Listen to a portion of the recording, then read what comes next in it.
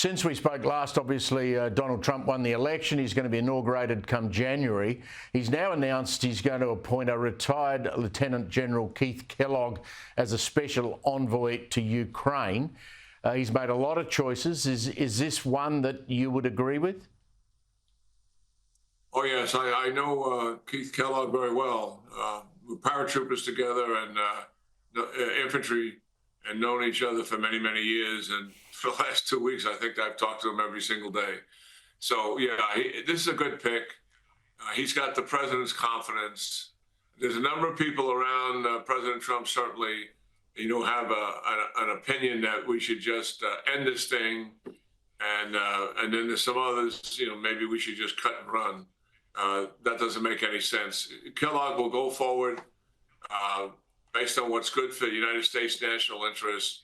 And obviously, we don't have neutrality here. This is not like a negotiation between a union and a corporate headquarters and trying to be neutral to both.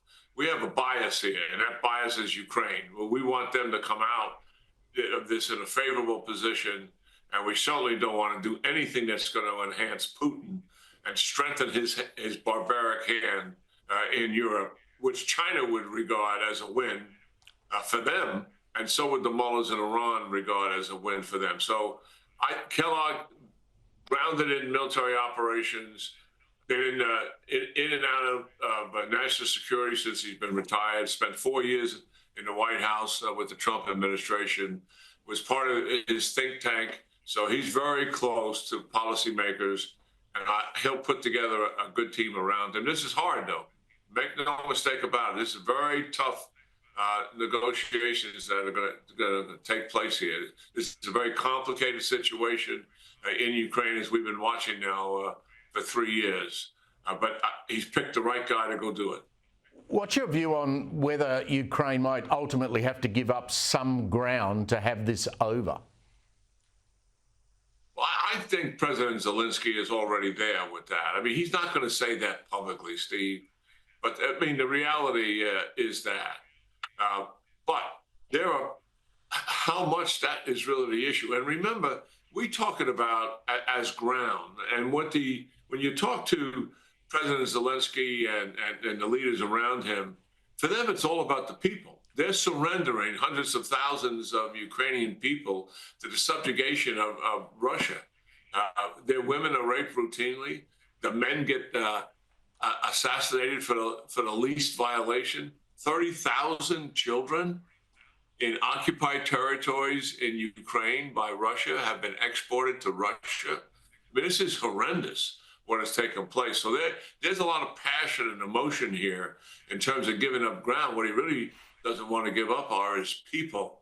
And that really is the concern that they have.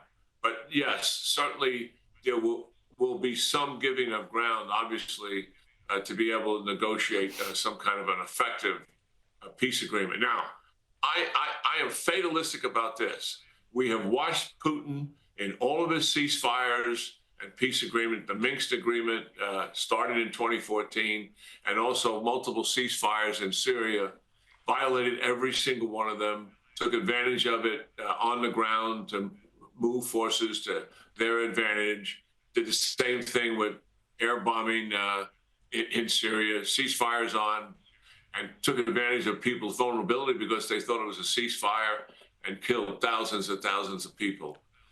Putin is a thug and he's a killer, and he's not giving up on his aspiration to topple the government in Kyiv, put a stooge in there like he had in 2014, Yanukovych, so he can control his country. That is really the path that he's on.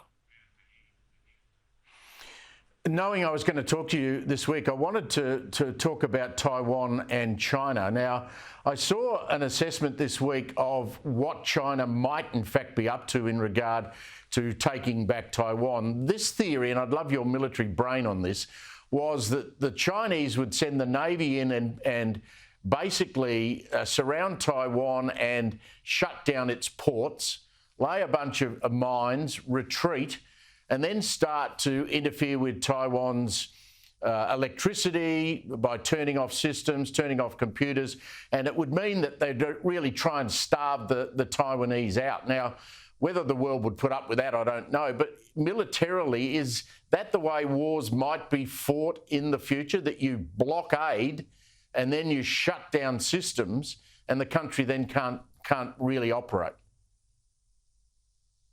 Well, I don't think that's necessarily the war of the future. I mean, it's pretty easily dismantle somebody's blockade if you have the military strength to do it. I mean, they're sitting there quite vulnerable. But really, the options that President Xi has, going from all-out invasion to seizing islands that are close to China that Taiwan owns, and a quarantine slash blockade, they're all on the table for him. The most dangerous option is certainly the all-out invasion of Taiwan militarily.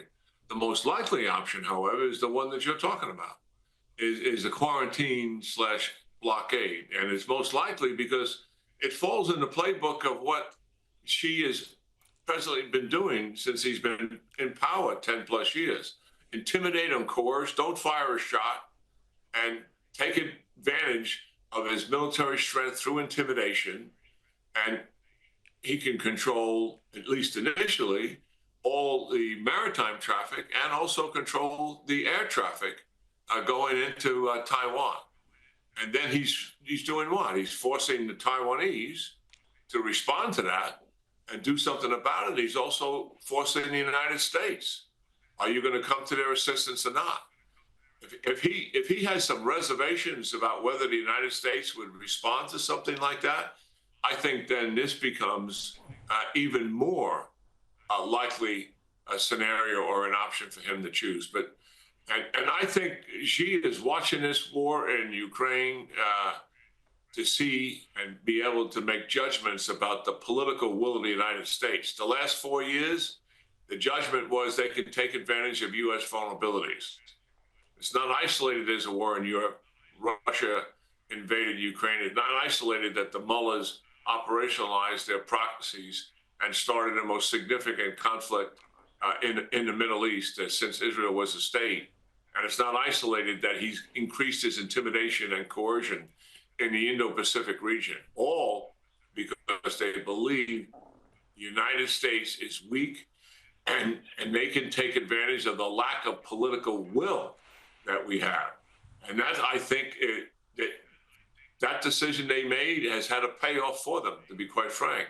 So I think right now they're reassessing based on President Trump, and they're going to take a look at what their goals are, and they're going to watch very carefully the words and the actions that President Trump takes becoming president. I suspect he's going to let them know that he's not going to put up with this behavior in the future.